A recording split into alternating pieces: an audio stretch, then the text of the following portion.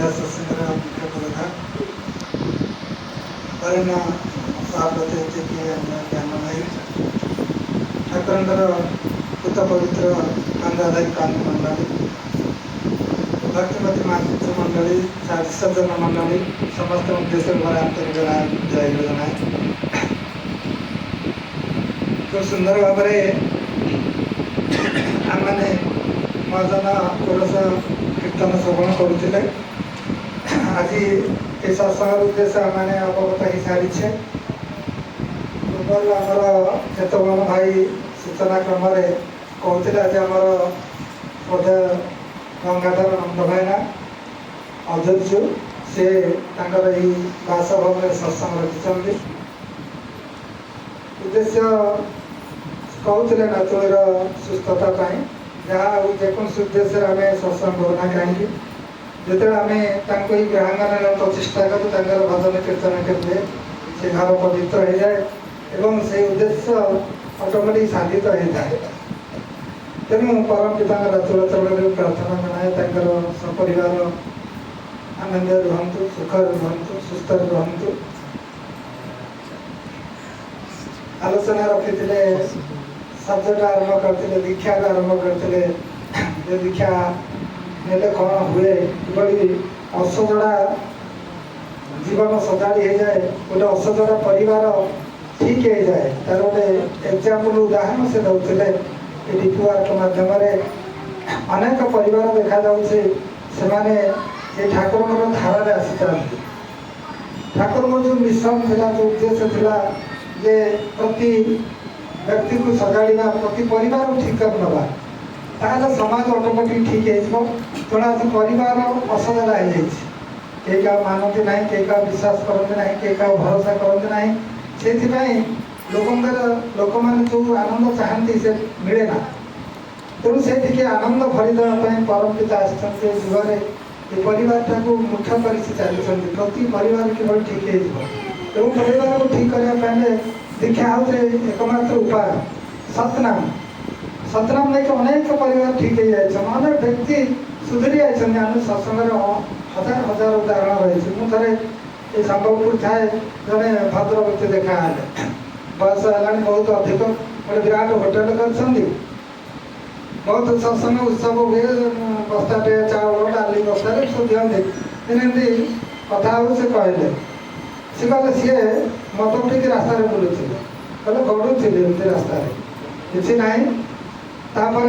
दिने से ऋतिक दादा मैंने आसिले दीक्षा कार्यक्रम आसिक बुलूँ से मुझे मद पी से बसती सैड्रे से दीक्षा जड़े कहले आगे यहाँ दीक्षा दे दूना मैंने से लोग आपको दीक्षा दे दूना मद पी कर दीक्षा देवी हाँ दे दूँ डाकिले कहले दीक्षा देवु सी तो ठीक ना जन कहले सी कौन हम अरे तू ठीक कहले कहले ठाकुर तक कम कर तोर किसी कर ना आज बस तोर किसी कर ना मुझे किसी कर तू कौन करू किसी करवा दरकार नहीं सी जहाँ करेंगे परम पिता करेंगे कहते मत ठाकुर नाम देदेले नाम देला दिने गला दि दिन गला 5 दिन गला सब देखिले देखला तू ठाकुर दीक्षा नहीं कौन मद बुलूँ कहले सी गला सत कथा भितर गोटे भावांतर सृष्टि है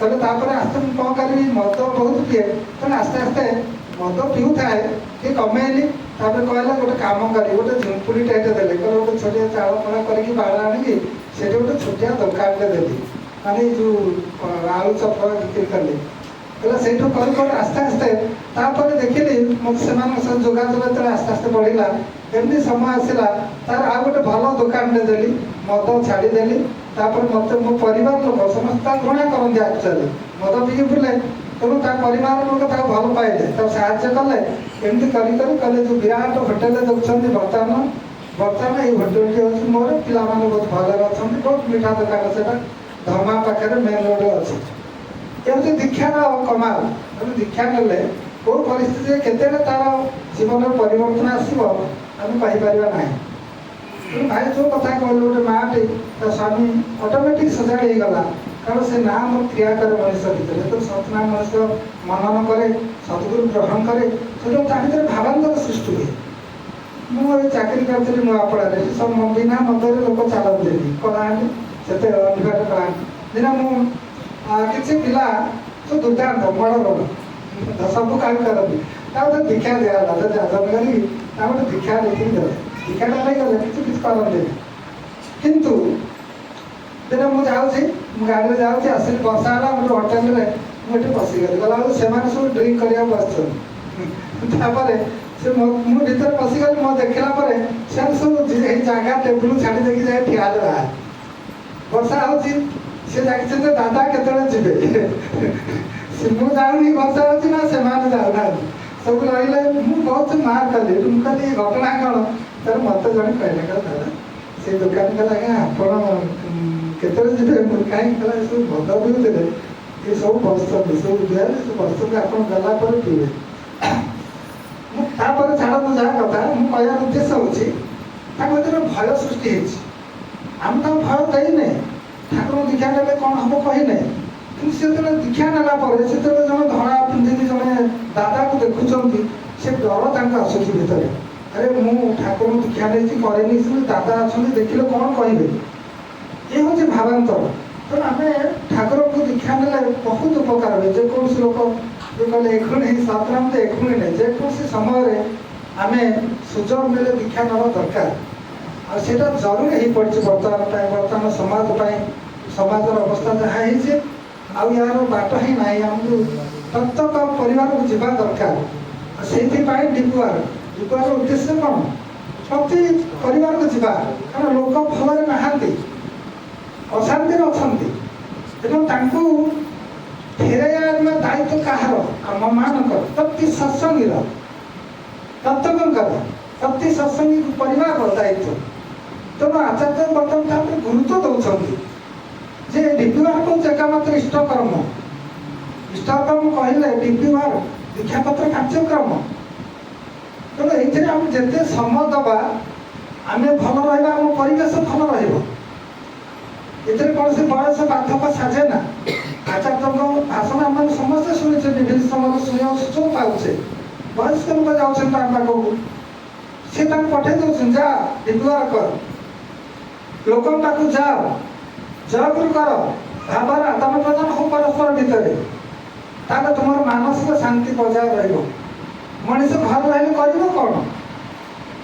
ଏ ଯେଉଁ ବୟସ୍କ ଲୋକମାନେ ଏଠି ଆମର ମାତିଛନ୍ତି ସତ୍ସଙ୍ଗରେ। ମୁଁ ଏଦିନ ପ୍ରଭାକର ହେଇ କହିଲି, ଗୋଟେ ଜାଗାକୁ ଯାଇଥିଲି, ଗୋଟେ ଦୀକ୍ଷା ହେଲା ବହୁତ ଦୂରରେ। ମୁଁ କହିଲି କ'ଣ ନା, କାଲି ମୁଁ ଆସିଥିଲି ଏଠିକି, ଏକୁଟିଆ ଆସିଥିଲେ ନା, ଭିତର ଜାଗା। କିନ୍ତୁ ତାଙ୍କର ଭିତରେ ଗୋଟେ ଜୋଶ ରହିଛି ଯେ ମୁଁ ଇଷ୍ଟକର୍ମ କରିବି, ଗଙ୍ଗା ଭାଇନା ନିଷ୍ଠାପର କରିବି। ସେ ଯେଉଁଠି ଥିଲେ କରନ୍ତି, ସେମାନେ ବସିପାରନ୍ତି ନାହିଁ। କେତେଜଣ ଭାଇ କହନ୍ତୁ, ଭାଇ ସମସ୍ତେ ଏଠି ଯେଉଁମାନେ ଅଛି, ସୁର ଭାଇ ଯେତେବେଳେ ଦେଖିଲେ ସେ ଡିପିୱାର କରନ୍ତି। ତାଙ୍କୁ କିଏ ଦେଖିଲେ, ବୟସ ଦେଖିଲେ ତାଙ୍କର କେତେ ହେବ ବୁଝିପାରିବେ। ଖାଆନ୍ତି ନାହିଁ କେଉଁଠି, ଦେହ ଅସୁସ୍ଥ, କିନ୍ତୁ ଲାଗନ୍ତି। ଆଉ ଇଏ ହେଉଛି ଇଷ୍ଟକର୍ମ। ତେଣୁ ଆମେମାନେ ସମସ୍ତେ, ସେମାନେ ଆମକୁ ପ୍ରେରଣା ଦେଉଛନ୍ତି, କିନ୍ତୁ ପିଲାମାନେ ସେତିକି ଲାଗୁନାହାନ୍ତି। ପିଲାମାନେ ସେତିକି ଜୋରରେ ଲାଗୁନାହାନ୍ତି। ଯଦିଓ ଆମ ପିଲାମାନେ ସବୁ ଏଠି ଅଛନ୍ତି, ଭଜନ କୀର୍ତ୍ତନ ଧୁମାଲ କରନ୍ତି, କିନ୍ତୁ ଆଉ ଟିକେ ସେମାନଙ୍କୁ ଲାଗିବାକୁ ପଡ଼ିବ। ସେମାନେ ନଗଲେ ହେବନି। ତେଣୁ ଆମମାନେ ସମସ୍ତେ ଲାଗିବା, କେମିତି ଦୀକ୍ଷା ହଉ ଏବଂ ଡିପିୱାର୍କ ହଉ, ଯେଉଁମାନେ ରହିଯାଇଛନ୍ତି, ହଜି ଯାଇଛନ୍ତି, ତାଙ୍କୁ ଫେରାଇ ଆଣିବା। ମୁଁ ସମୟ ନେବିନି। ଆଜି ଆମର ଜ୍ଞାନ ଭାଇ ଅଛନ୍ତି, ତେଣୁ ତାଙ୍କଠାରୁ ଶୁଣିବା। ଦାଦା ଖାଲି କହିଲେ ମୁଁ ଠିଆ ହେଲି, ମୋର ଠିଆ ହେବାର ଉଦ୍ଦେଶ୍ୟ ଆଦୌ ନଥିଲା। କଥା ତ ମାନିବାକୁ ପଡ଼ିବ। ଯାହା ପୁଣି ଥରେ ଆମର ଗଙ୍ଗାଧର ଭାଇନା, ତାଙ୍କ ପରିବାର, ପରିବେଶ, ତାଙ୍କ ନାତୁଣୀ ସମସ୍ତେ ଆନନ୍ଦରେ ରୁହନ୍ତୁ, ସୁସ୍ଥ ରୁହନ୍ତୁ, ଏଇ କାମନା କରିବା। ପୁରୁଷୋତ୍ତମ ଜୟ।